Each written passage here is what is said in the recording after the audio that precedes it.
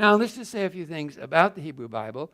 Number one, it is the ancient literature of the Jewish people, which we know, composed and edited over about 1,000-year period, so could be from, say, 1,000 down to 0. It is the documentary history of the relationship between the Jews and their God, starting with Abraham and Isaac. And it is the story of revelation of God's plan in history. Important, double underline it, that is the revelation of the plan in history, in time, in the unfolding of time. Now, this is one of the most important things that we encounter here tonight, because next week, when we turn to the Greeks, we're going to talk about a philosophy that is timeless.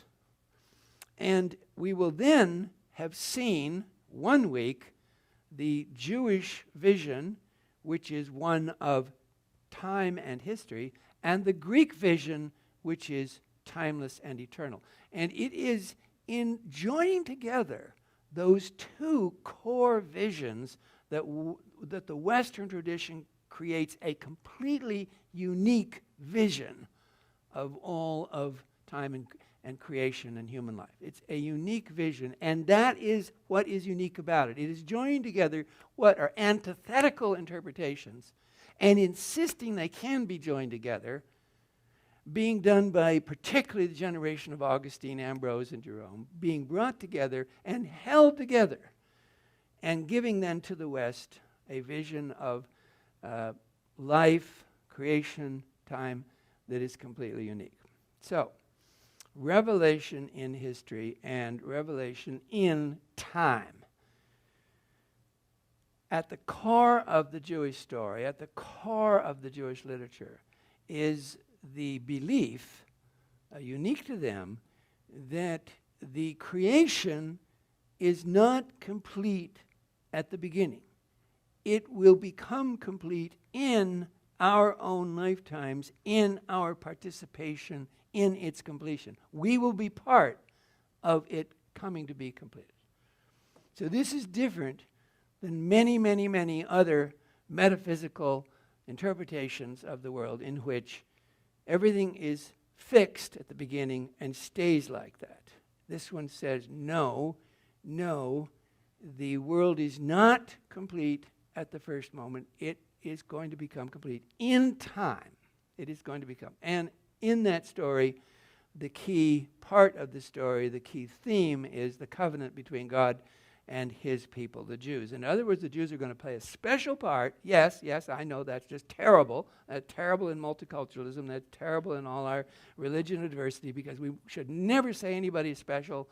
America is not special. All that stuff about American exceptionalism is terrible, terrible, terrible. And this is worse. See, this is even worse because these are the Jews. So this is even worse because this says that the Jews are God's special people. But if it's all true, then that's right. How could they be special? Well, they're going to play a part in his creation. They have a special role to play in that creation. And the details of it will tell all about both the heroes and the villains, and we'll know everything about them as we read through. And that's another one of the great things about it. There are 24 books. Now we make 33 because some have been split in half. Most important is the Pentateuch, which are the books of Moses, which we saw on our little bookshelf, dictated by Moses, but now we think probably oral tradition hands that down to those who write it down. Doesn't mean it didn't come from Moses. And now we believe that the Pentateuch is a compilation of 4 written versions, that is the J document, the E document, the D, the Deuteronomy, and the P. Now this is Richard Elliott Friedman's explanation, and I think he's right. And part of it is explained by the split of Israel into 2 halves, where you now have 2 priestly traditions, and then you bring it all together at the time of Jeremiah. Final compilation, time of Jeremiah, 587 BC down to 550, with the destruction of the temple, the exile, and the rest of the creation. So all of this brings us to the Roman Empire, to the time of the Roman Empire, which of course conquers Israel as it does the rest of the Mediterranean. So our map here shows us that all of the Mediterranean is surrounded by Rome. And so with the Roman era, at roughly 100 BC, begins a very difficult 2 centuries of Jewish history, in which finally, in 70, the horrible destruction of Jerusalem takes place in 70 AD after a 4-year rebellion, and the temple and the city is leveled.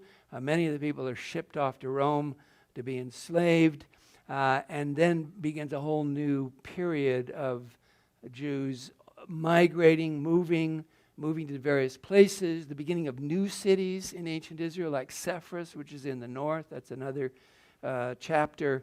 And with the era of Octavius, of Augustus, who, along with Herod the Great, will rule. And then, of course, finally, with the story of Jesus of Nazareth, which will begin in this very world that we're talking about. So that is our story. That is our chronological story.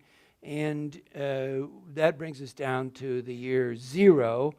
We think Jesus was born in 5 BC because he was born in the time of Herod the Great, and Herod died in 4. So that's the date.